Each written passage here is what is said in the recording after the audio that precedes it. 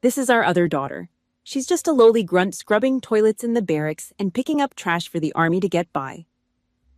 My mother smiled when she said it. A sweet skin-crawling smile aimed directly at the groom's family sitting across the white tablecloths. 23 guests in a private dining room, crystal glasses half raised, and my mother offered me up like a stain she was apologizing for. Before the shock had time to settle into the air, my father, the spineless man seated right beside her, drove a second blade straight through my ribs. "We've considered this child dead to us for a long time now." I sat among those 23 guests with my spine locked straight the way they train you at attention. Hands flat on my thighs, jaw wired shut.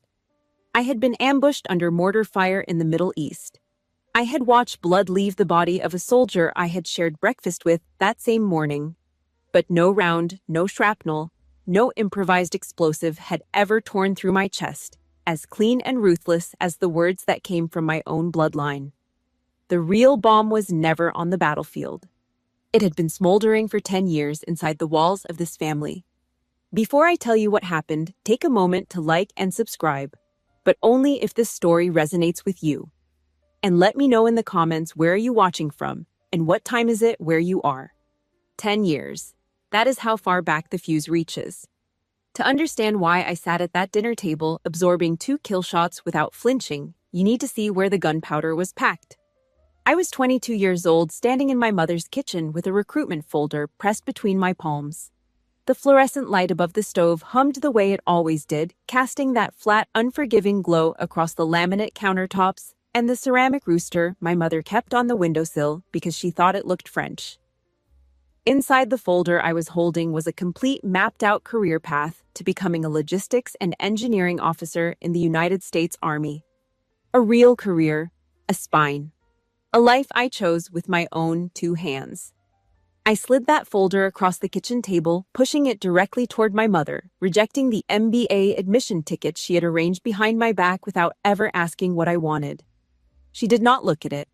Not for 1 second. Her hand-red nail polish, fresh and gleaming under the kitchen light, swept the folder off the table. The pages scattered across the tile floor with a dry, papery sound that I can still hear in my sleep. The recruitment brochure landed face down under her chair. The career trajectory chart slid beneath the refrigerator. She lifted her chin, and the look in her eyes could have cut glass. "You want to crawl through the mud and scrub warehouses? You want to be some lowly grunt serving other people?" At the far end of that same table, my younger sister, Paige, sat licking frosting off a cupcake, watching me get dismantled and saying nothing. She was 17. Already accepted to a top-tier business school on a path my mother had paved with cash connections and a decade of concentrated adoration. The golden child. The showroom model. Everything I was not and never would be, according to the woman who gave birth to both of us. Paige did not look up from her cupcake. She did not say, "That's not fair." She peeled the wrapper down another inch and kept eating. I was being erased, and my little sister treated it like background noise. My father sat directly across from me, his fingers strangling the sports section of the newspaper. He glanced out the window at the neighbor mowing his lawn as if the sound of a lawnmower was more worthy of his attention than his daughter's future. Then he folded himself smaller under the weight of his wife's rage. He mumbled something about what a waste it was, about how the whole neighborhood would talk about how nobody in the Miller family had ever enlisted about the family name. He mourned the hollow prestige more than he registered the fire in my eyes. He had a choice in that moment. He could have picked up the folder. He could have said, "Let her speak." He said nothing that counted. That night, my mother issued an immediate order. All financial support severed. Every dollar, every safety net, every thread connecting me to that house cut clean. She delivered it standing in the kitchen doorway, with her arms crossed, the same posture she used when she returned spoiled food to the grocery store. I was a product that had failed to meet her specifications, and the return policy was termination. My father sat at the table through the entire sentencing. He did not object. He did not negotiate on my behalf. He did not even raise his eyes from the grain of the wood. He picked up the sports section he had been clutching all evening, folded it in half, and walked to the living room. I heard the television click on. A baseball game. The announcer's voice floated through the wall while my mother dismantled my future in the next room, and my father chose the box score over his eldest daughter. Paige passed me in the hallway on her way upstairs. She had her phone pressed to her ear, laughing with a friend about a party that weekend. She glanced at me the way you glance at a piece of furniture that has been moved to an inconvenient spot. No words, no pause. She climbed the stairs 2 at a time and shut her bedroom door. I stood in the hallway, listening to the lock click. 3 people shared this house with me, and not one of them had the spine or the decency to say, "Wait." I packed my belongings into a canvas duffel bag. Shirts, 1 pair of boots, a photograph of my grandmother, and a paperback Bible with a cracked spine. I rolled each item tight and pressed it down the way you pack ammunition. Each fold was a breath I refused to waste on begging. I zipped the side pocket shut, checked the straps, and tested the weight on my shoulder. 22 years of living in that house, and everything I owned fit in a single bag. Then the door to my room opened. Grandma Ruth stepped inside. She did not knock. She never knocked.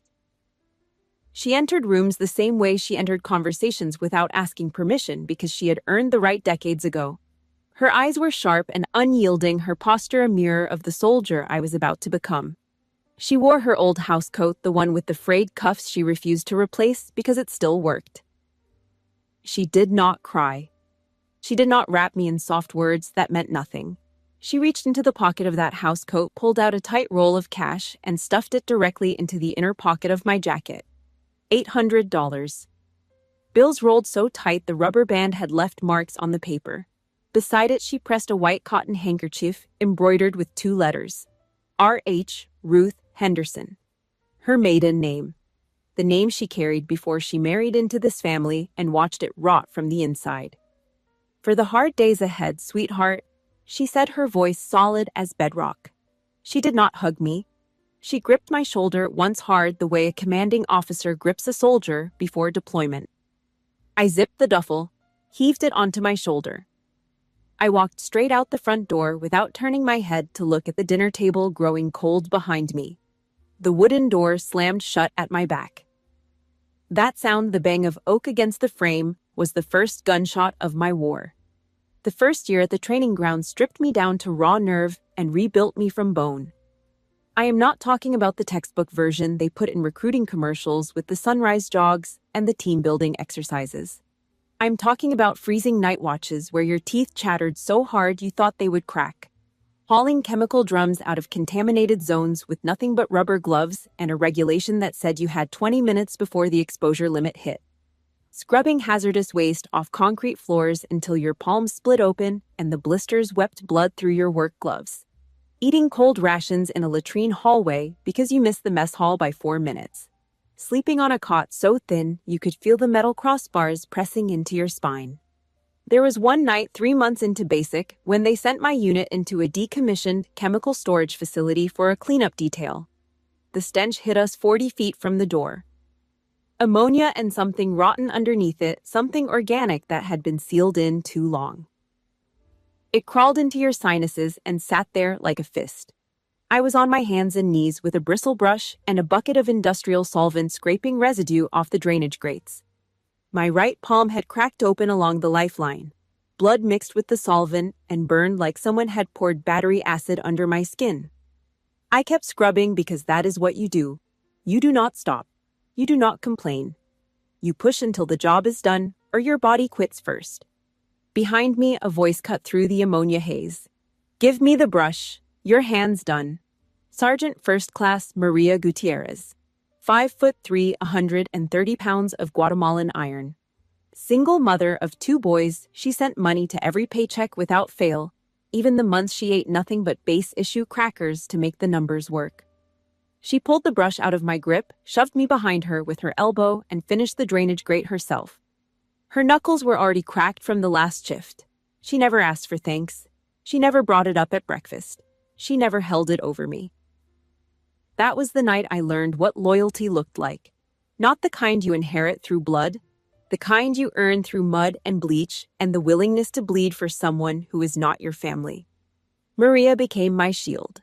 She covered my flank during field drills, corrected my logistics reports without making me feel small, and sat across from me during meals when every other seat at the table was empty. On my worst night, a night when a letter from home arrived addressed to current resident, instead of my name. She sat on the edge of my cot, handed me a tin of boot polish, and said, "Hands need something to do. Polish your boots." I polished them until the leather shone like glass. She taught me the truth the Army brands into every soldier who survives long enough to learn it. In the ranks, the blood of strangers runs thicker than water. 3 years passed. I stood at attention in a formation hall and received my officer's commission. I was 25 years old. The bars pinned to my collar carried the weight of a $340,000 annual operational budget and a unit full of men and women who depended on my judgment to stay alive. My signature now authorized supply convoys, hazmat clearances, and infrastructure assessments that determined whether a forward base was safe to occupy or condemned. The gravity of those bars pressed down on my shoulders harder than anything an MBA diploma could replicate. And buried beneath the discipline, the training, the layers of steel I'd welded over every wound, there was still a sliver of something soft, something I should have killed the night I walked out that kitchen door. Hope. A daughter's hope that if the achievement was big enough, if the title was loud enough, the woman who had thrown my future on the kitchen floor might finally bend down and pick it up. I stood in the barracks phone booth. Concrete walls.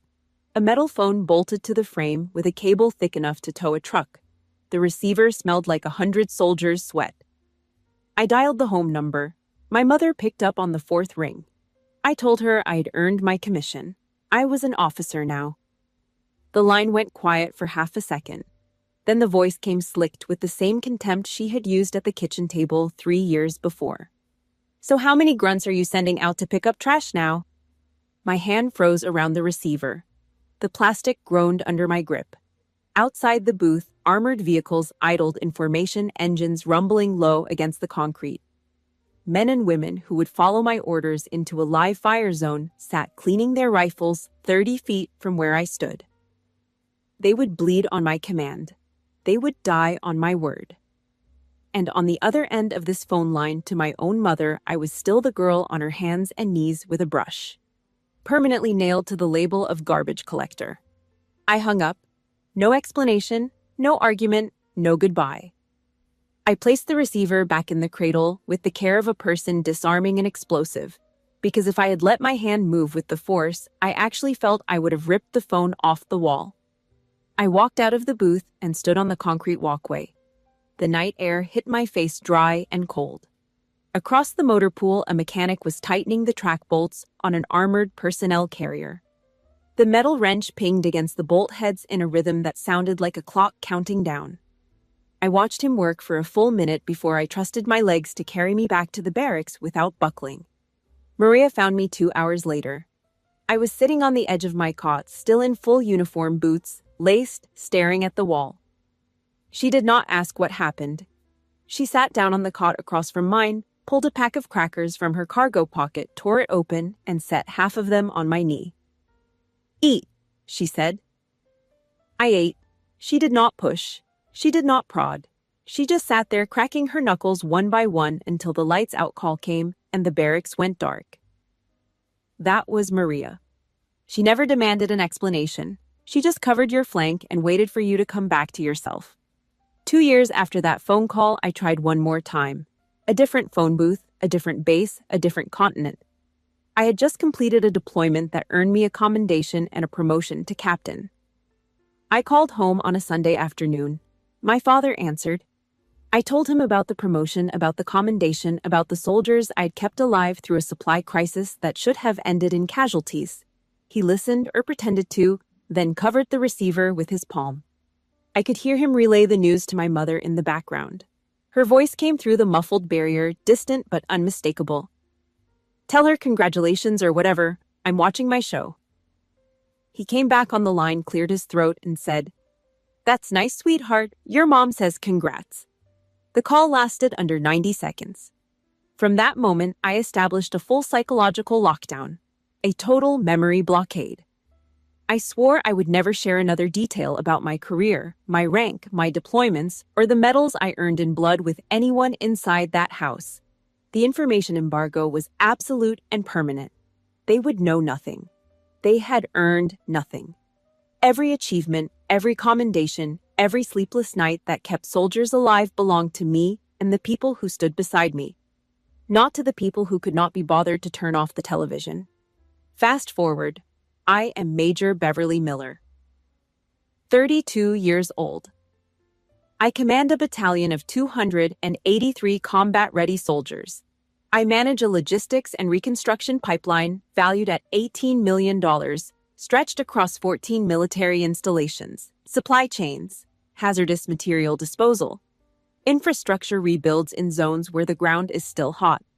And right now, I am pulling a plain Honda Accord into the parking lot of a high-end restaurant in a suburb where the cheapest entree costs more than a private's daily wage.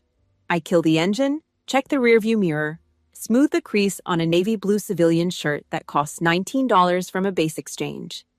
Every ounce of authority I carry, every dollar I control, every life that depends on my decisions is hidden beneath that shirt. I am Major Miller dressed as nobody.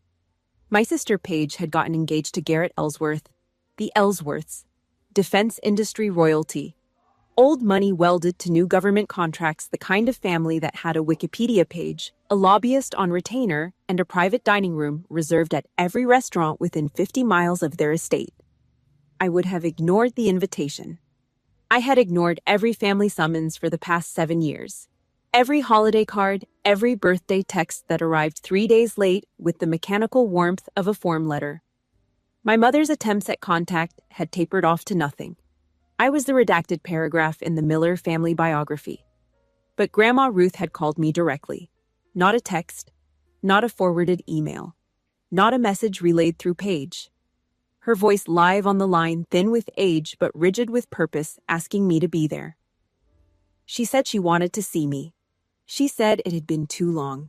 She did not mention my mother, my father, or my sister. She asked for me, and that was enough. For the honor of the woman who had given me $800 and a cotton handkerchief, when the rest of the family gave me nothing but the door, I put on my civilian disguise and drove 2 hours to sit at a table I had sworn I would never return to. I walked into the restaurant with the intention of playing the quiet older sister who lived far away and did something vague for a living. Smile, nod, wish them well, leave before dessert. That was the plan. The dinner had barely started, appetizers still untouched on the white plates, when Paige jumped up from her seat to greet a late-arriving guest at the door. She left her phone face up on the table screen, unlocked. A notification pulsed. A new message in the family group chat lit up the glass. My mother's name glowed at the top of the thread. Remember, don't let Bev open her mouth about her job. The Ellsworths don't need to know we have a lowly grunt in the family.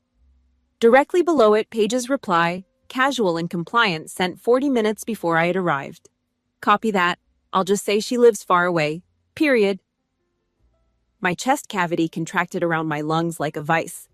The blood behind my sternum turned to cold iron.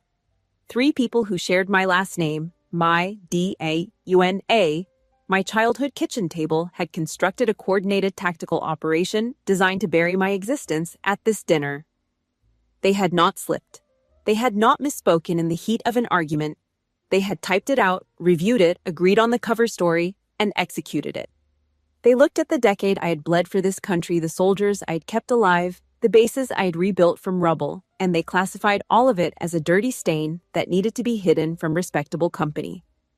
I moved my eyes off the screen, lifted my glass of water, took one sip slow enough to let my pulse decelerate, set it down. My gaze locked on the front door of the restaurant and held. The door swung open. The sound of high heels striking hardwood punched through the dining room like a judge entering a courtroom. Catherine Ellsworth, chairman and CEO of Ellsworth Defense Corporation, walked in. Silver bob cut sharp at the jawline. Charcoal gray suit tailored so precisely it looked like it had been cut directly onto her body. The watch on her wrist, a Swiss military chronograph in brushed titanium, cost more than the first armored transport vehicle I had ever commanded. My mother scrambled to her feet, rushing forward with the kind of smile she reserved exclusively for people whose bank accounts had more zeros than hers. Catherine glided past the outstretched hands, past the champagne tray, past Paige's nervous greeting, and stopped directly in front of me. Her eyes dropped to my shirt. Navy blue. The exact shade I wore beneath my dress uniform 18 months ago, the day I sat across from her in a government procurement office and spent 6 hours vetting her company's capabilities for a $3.8 million logistics contract. Recognition hit her pupils like a match being struck. She gripped my hand, firm, deliberate. "Beverly, what a pleasure to meet you here." My mother's smile froze on her face for half a second, a hairline crack in the performance, then she recovered. She guided Catherine toward the table with a stream of compliments about the Ellsworth family, the engagement, the venue, the wine selection, the flowers, the weather, everything and nothing filling the air with noise, the way you fill a hole with sand before someone looks down and sees how deep it goes. Catherine let herself be seated. She chose the chair directly across from mine. Not the seat next to Paige, not the spot beside her son, across from me. And for the next stretch of dinner, Catherine Ellsworth did not speak. She watched. I could feel her reading me the way one commanding officer reads another across a briefing table. She clocked the way I held my steak knife blade, angled inward knuckles, aligned along the handle. The grip they drill into you at officers' mess before your first formal dinner with a superior. She noticed my posture, spine, neutral shoulders, squared chin, level the way I tracked the exits and entry points without turning my head. When a waiter dropped a glass near the kitchen door, she saw my eyes snap toward the sound, and back in under a second, the automatic threat assessment reflex that no civilian develops. She watched me adjust my seat so my back was against the wall and my field of vision covered the entire room. At one point, she lifted a bread roll, broke it in half, and offered me one piece across the table. I took it. Our eyes met. She gave one small nod. Two predators sitting at a civilian dinner table. Only one of us was pretending to be harmless, and Catherine had already decided she would not keep the secret much longer. The main course arrived. Conversation settled into the polite rhythm of people performing for each other. Paige talked about the wedding venue. Garrett described his job at the family firm. My mother laughed at everything Robert said too loudly, too quickly, the laughter of a woman trying to fill a room she was afraid of going quiet in. I cut my food, chewed, swallowed, said nothing. Catherine mirrored my silence. Then Robert Ellsworth, the groom's father, turned to my mother with a broad, polished smile. The kind of smile that precedes a question the person already knows the answer to.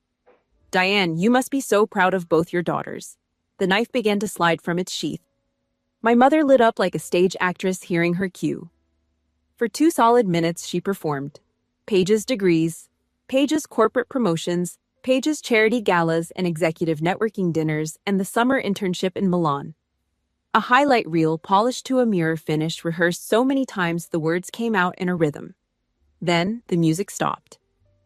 She tilted her head, lips curling into something between pity and disgust, the expression you make when you step on something unpleasant. And Bev chose a different path. She prefers crawling through the mud, doing manual labor. My father leaned toward Robert, adding his contribution with a nervous laugh that sounded like air leaking from a tire. "She started picking up trash at the Barracks after dropping out of college. We thought it was temporary. 10 years later." Sigh. At the far end of the table, Grandma Ruth's fork came down hard on her porcelain plate. The clang cut through the room like a rifle bolt, slamming home. Every conversation within 10 feet went silent. "Beverly is doing outstanding work for this country, Diane." My mother did not miss a beat. She pasted on a smile so manufactured you could see the seams. "Of course, Mother. Nobody said otherwise." Across the table, Catherine lifted her glass of water, but did not drink. Her eyes locked onto my mother, the way a sniper settles crosshairs on a target. Calculating, patient. I sliced into my salmon with steady hands. The knife did not shake, not even a tremor. I excused myself from the table and walked into the hallway. Cream-colored walls pressed in on both sides. A single overhead fixture threw a weak yellowish light that turned everything the color of old paper. The kind of corridor where conversations happen that people pretend never took place.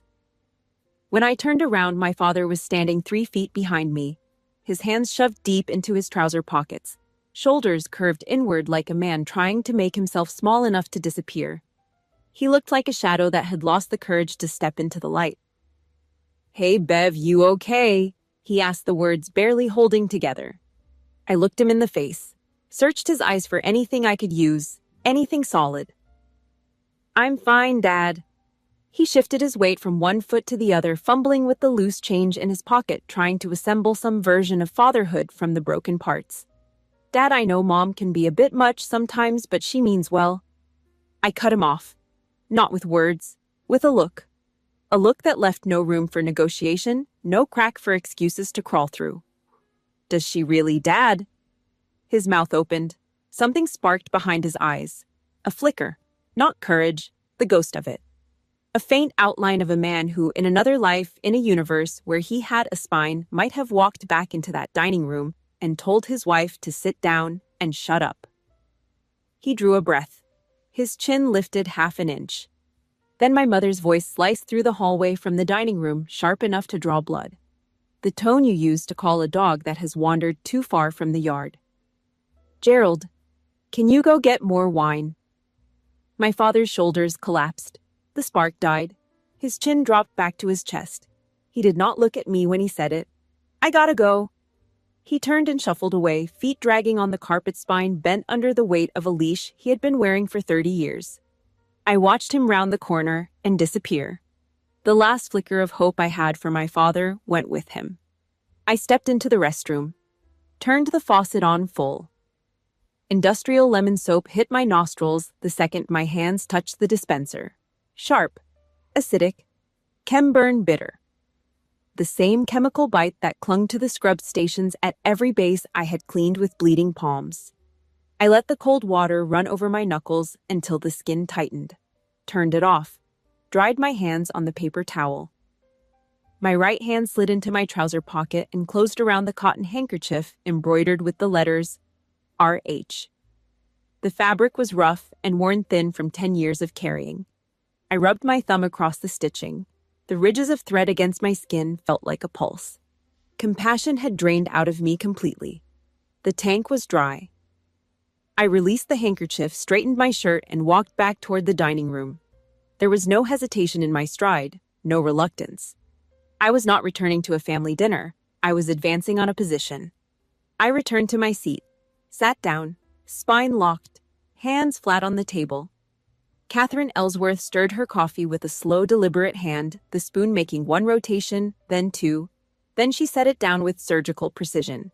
She raised her voice, and every syllable landed on the table with the weight of a court-martial summons. Beverly, I'm curious. Tell me about your cleanup work in the military. My mother lunged forward, hands waving like she was swatting at a fire she could see spreading across the tablecloth. Oh, it's nothing big. She just picks up trash at the barracks, that sort of thing. Catherine did not look at her, did not acknowledge the interruption, did not blink. Her eyes fixed on me with the authority of a general issuing a direct order through enemy noise. I'd like to hear it from Beverly herself, if you don't mind. I set my fork down on the plate. The metal clicked against the porcelain, and in the silence that followed, you could have heard a pin drop into a snowbank. 23 people stopped chewing, stopped whispering, stopped breathing. I straightened my spine one more inch, a movement so small only another soldier would have noticed, and I spoke. I am a major in the United States Army, commander of a logistics and reconstruction unit. We clean up landmines. We neutralize chemical hazard zones. We rebuild military infrastructure in areas where the roads are still rigged to kill. The words landed on the table like ordnance. My mother's face cycled through 3 expressions in under 2 seconds: shock, then damage control, then the tight manufactured smile of a woman who has decided to minimize the explosion by laughing it off. She forced a laugh, tight, thin. The sound of air escaping a balloon someone has pinched at the neck. She makes it sound so official. She reached for her wine glass, took a sip, and set it down with a hand that was not quite steady. Catherine did not smile, did not blink, did not offer my mother the mercy of a shared chuckle. The battlefield had been set, the positions were marked, and Catherine moved forward with the precision of a woman who had spent 40 years in boardrooms, where one wrong word cost millions and one right word built empires. Her voice dropped to the sharp, clean edge that closes deals and ends careers. How many bases? I turned my head. looked at my mother, held her gaze the way you hold a target in your sights when you want them to know you see them. 14 bases. The number hung in the air. My father's fork slipped from his fingers and clattered against the hardwood floor. The sound bounced off the walls and the ceiling like a spent casing rolling across concrete. Nobody bent down to pick it up. My mother's smile thinned until it was barely a line. She looked at Catherine, then at Robert, then back at me, calculating the damage, running the numbers on her credibility account, and finding the balance at 0. How many service members under your command? Catherine pressed each word, measured like a round being loaded into a chamber. 283 combat-ready soldiers, as of last month. Paige's mouth fell open. Her jaw hung there, suspended, her eyes darting between me and our mother, as if she were watching a car accident unfold in slow motion from inside the car. Garrett pulled his hand away from hers and placed both palms flat on the table. Across from them, Robert Ellsworth sat back in his chair, crossed his arms, and stared at my mother with the expression of a man who has just been handed proof that every handshake at this table was built on a lie. Catherine reached into her handbag with the deliberate calm of a woman who had planned this exact moment from the second she recognized my shirt. She pulled out a challenge coin. Brass and steel. My name engraved on one face, the unit insignia stamped on the other. She held it between her thumb and forefinger, let the overhead light catch the metal, and placed it in the center of the table. The coin struck the wood with a sound that rang through the silent room, like a bell tolling a verdict. My company signed a $3.8 million contract with Major Miller's unit. She personally sat at the negotiation table, vetting our capabilities.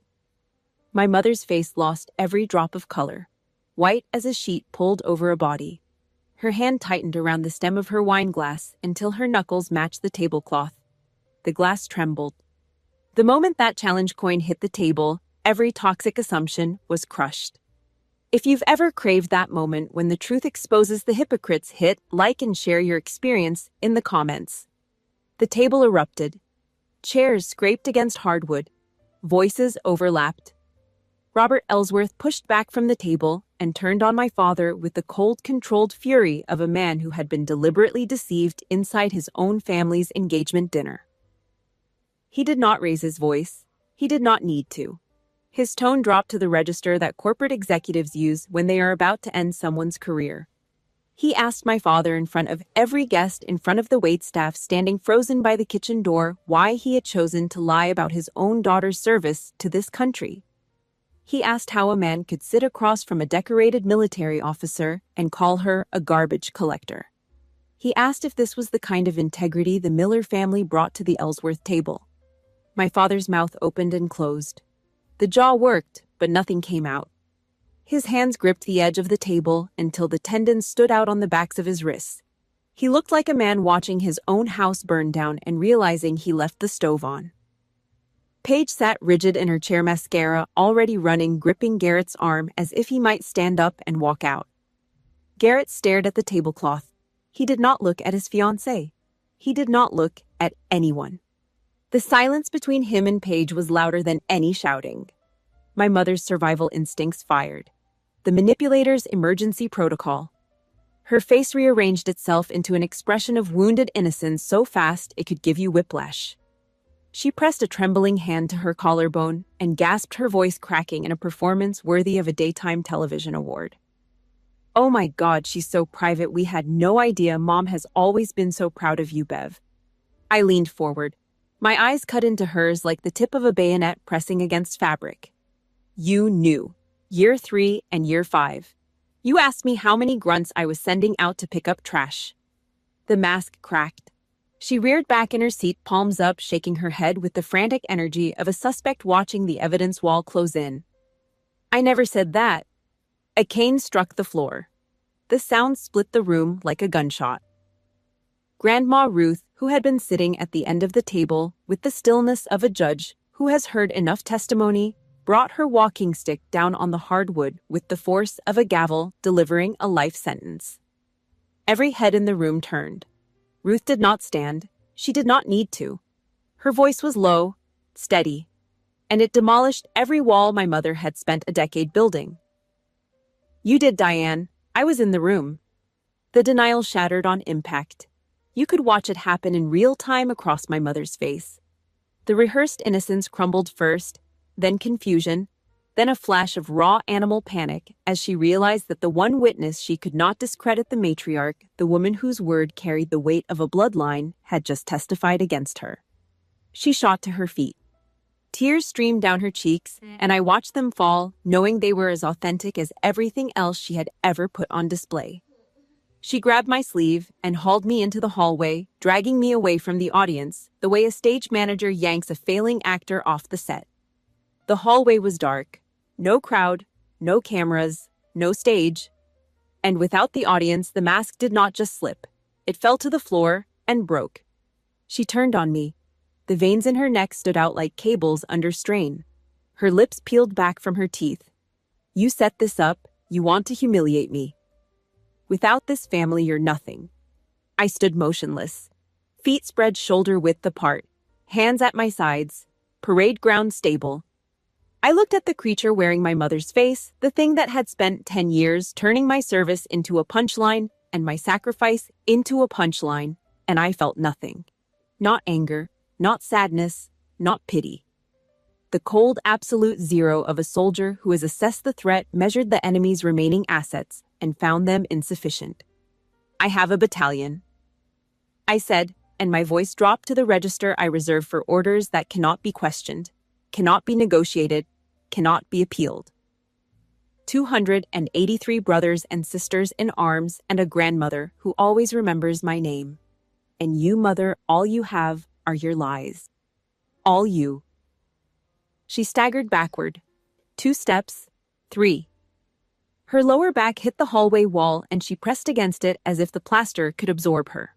Her eyes blew wide, the pupils dilating with a kind of fear I had seen before on the faces of people who suddenly realize the person standing in front of them is not the person they thought they were dealing with. She had spent 10 years building a version of me that was small, dependent, ashamed. A girl on her hands and knees scrubbing floors. A failure she could measure herself against, and now she was looking at the real thing. A combat officer who had been forged in chemical fires, cemented in mortar dust, and hardened by a decade of leading soldiers through situations that would have shattered the woman standing in front of me. Her mouth opened, closed, opened again. No sound came out. The veins in her neck softened. The rage drained out of her posture like air out of a punctured tire, and what was left was something smaller. Something that looked for the first time like the truth. She had nothing. No power, no audience, no strings left to pull.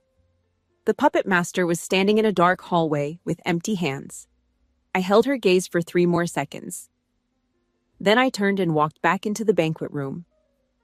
I took my position directly behind my chair, feet together, hands clasped at the small of my back. Parade rest. The room fell silent. 23 faces turned toward me. I let the silence breathe for 3 full seconds before I spoke. I spent 10 years loving this family from a distance because that was the only way I survived. But from now on, I will never sit at the same table with people who trample on my dignity. The words landed. They landed on Robert Ellsworth, who nodded once. They landed on Paige, whose eyes were fixed on the tablecloth. They landed on my father, who had not moved since his fork hit the floor. And they landed on Grandma Ruth, who looked at me the way she had looked at me the night she pressed $800 into my jacket pocket. With pride, with certainty. My mother burst through the hallway door behind me, completely unhinged. The mascara streaked down her face like war paint applied by a losing army. She screamed, she accused, she pointed. She blamed me for the dinner, for the embarrassment, for the engagement, for the destruction of everything she had built, as if the lies were load-bearing walls, and I had just pulled out the foundation. Catherine Ellsworth rose from her seat at the head of the table. She picked up her cloth napkin with 2 fingers, folded it once, and dropped it onto her plate with the finality of a contract being terminated. She looked at my mother, and the words came out cold enough to crystallize the air between them. I understand your daughter. That's enough. Grandma Ruth gripped my mother's arm with a strength that defied her age and forced her into a chair. My mother fought it for a second, then crumpled. While the room held its breath, Ruth slipped a small folded piece of paper into my hand. Her fingers pressed mine for one heartbeat. Her lips barely moved. "You don't have to stay for me. Fall back, officer." I stepped back from the table. One full pace. Gave Catherine a single, precise nod. The kind of acknowledgement you offer a fellow commanding officer at the end of a joint operation that has accomplished its objective. Catherine returned it. One nod. Clean. Mutual respect sealed in a gesture that required no words.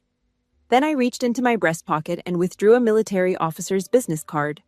Gold bordered. My rank, my unit, my direct line printed in clean block letters on heavy stock. I held it between my index and middle fingers for 1 second, long enough for my mother to see the gold border catch the light. Then I placed it face down on the table directly in front of her. She stared at it the way you stare at a live grenade that has landed on your doorstep. She did not pick it up. She did not touch it. She sat there with her hands in her lap, mascara-streaked breathing through her mouth, looking at a 3x2-inch piece of cardstock that contained more truth about her daughter than she had allowed herself to know in 10 years. I turned on my heel. My shoes struck the hardwood in cadence. 1-2, 1-2. The sound echoed through the room sharp and measured the footsteps of a soldier leaving a battlefield she had already won. The banquet room door closed behind me with a solid final thud. Every last fragment of that disaster, every lie, every scream, every false tear was sealed on the other side of that door. And I was walking away from it with my spine straight. The church parking lot was dark and empty. One streetlight at the far end had blown out, and the other cast a weak orange cone over the handicapped spaces near the entrance. My Honda sat alone at the edge of the lot, the paint dull under a sky that had gone the color of old ink. I crossed the gravel in steady strides, my heels crunching the small stones, the sound absurdly loud in the silence. I opened the driver's door. The interior light clicked on, illuminating the plain cloth seats, the coffee stain on the center console, the parking permit dangling from the rearview mirror. I dropped into the seat, pulled the door shut, and pressed the lock. The interior light faded. The silence inside the car was total. No engine noise, no voices, no accusations, no applause. Just the sound of my own breathing, shallow and controlled, and the quiet tick of the cooling engine as the metal contracted in the night air. I unfolded the piece of paper Ruth had pressed into my palm. Her handwriting filled the crease, small and steady, each letter formed with the care of a woman who understood the weight of words. "You built your life with my courage. Don't wait for them to see you. The people who matter already have." I read it twice. The second time the letters blurred. I pulled the cotton handkerchief from my pocket, the one embroidered with her initials, and pressed it against my face. Lavender. The same scent that had clung to every letter she had mailed to my base over 10 years of silence and distance. Inside that sealed car under that dead parking lot, Light, the major, the commander, the soldier who had spent a decade welding iron plates over every wound, folded forward over the steering wheel and broke. The grief of 10 years crashed through the walls I had built. It soaked the cotton. It fogged the windshield. It shook my shoulders in waves that I could not stop and did not try to. 48 hours later, the fantasy portrait of the Miller family had been ground to fine dust. My phone was a graveyard of missed calls and unread messages. My mother cycled between screaming profanity on my voicemail, her voice cracking with rage so raw it distorted the microphone, and leaving long sobbing messages where she cast herself as the victim of a conspiracy orchestrated by her ungrateful, vindictive eldest daughter. In one message, she wept and said I had destroyed Paige's engagement. In the next, she threatened to call my commanding officer and report me for insubordination. I saved that one. Not because it mattered, because it was the most honest thing she had said to me in a decade. Paige sent a text message at 2 a.m. 3 paragraphs. It read like an apology drafted by a public relations team, full of phrases like, "I never meant for things to go this way," and, "You know I love you, right?" The words were arranged to sound remorseful, but the structure was defensive. She was not sorry for what she had done. She was sorry she got caught. Garrett had not spoken to her since the dinner, and the engagement was according to a second text that arrived the following afternoon. On hold. I swiped past every notification the same way I cleared non-essential traffic from a tactical radio frequency. Noise, all of it. Static from a channel I'd already switched off. Monday morning, an email from Catherine Ellsworth appeared on my computer screen. A dinner invitation worded with the clean precision of a woman who does not waste syllables. And below the invitation, a formal proposal to expand the logistics supply contract between Ellsworth Defense Corporation and my unit. Attached was a preliminary scope document with my name on the first page. The woman who ran a defense empire worth more than every asset my mother had ever claimed to own had watched me absorb enemy fire from my own bloodline, hold my ground without raising my voice, and walk out of the room with my spine intact. She did not see a janitor. She saw a negotiator, a commander, someone whose composure under pressure was worth $3.8 million, and she was betting it was worth more. I walked into the command post. The fluorescent overheads buzzed. Boots on concrete. The smell of gun oil and printer ink. Maria was already at her station. She looked up, read my face the way only someone who has shared a foxhole with you can read it, and placed a hot cup of coffee on the corner of my desk without saying a single word. No questions, no commentary, just the coffee. I picked it up, wrapped both hands around the ceramic, and took a long sip. Then I walked to the window. Below me, the helicopter landing pad was alive. Rotor blades chopped the morning air, throwing shadows across the tarmac in fast, rhythmic sweeps. Flight crews ran pre-mission checks. A supply convoy lined up at the East Gate, engines grumbling, waiting for my clearance to roll. The horizon stretched out beyond the command post, and the first light of dawn was cutting through the gray painting, the concrete a pale gold. Maria leaned against the doorframe behind me. She did not interrupt the silence. She waited until I lowered the coffee cup before she spoke. "You look like someone who finished something," she said. I turned, looked at the woman who had pulled a bristle brush out of my bleeding hand on a freezing night 10 years ago and never asked for anything in return. "I did," I said. She nodded once. Then she walked back to her desk, sat down and opened the morning logistics report. That was Maria. She did not need the details. She needed to know you were standing, and she could see that I was. My mother was right about one thing. I was in the cleaning business. I cleaned landmines out of roads so convoys of 18-year-old soldiers could drive home to their families without being blown apart. I cleaned toxic chemical residue out of condemned buildings so that the people who worked inside them could breathe without developing cancers that would kill them in 5 years. I cleaned up the rubble of bombed-out infrastructure, the shattered concrete, and twisted rebar and collapsed roofing, and rebuilt it into functioning facilities that kept entire operations alive. I cleaned supply lines so that ammunition, food, and medical kits reached the soldiers who needed them before the deadline passed and people started dying. That was my job. That was my life's work. And there was nothing shameful about any of it. There never had been. 2 weeks after the dinner, I sat at my desk in the command post, pulled up my mother's number on the screen, and pressed call. She answered on the second ring, already winding up.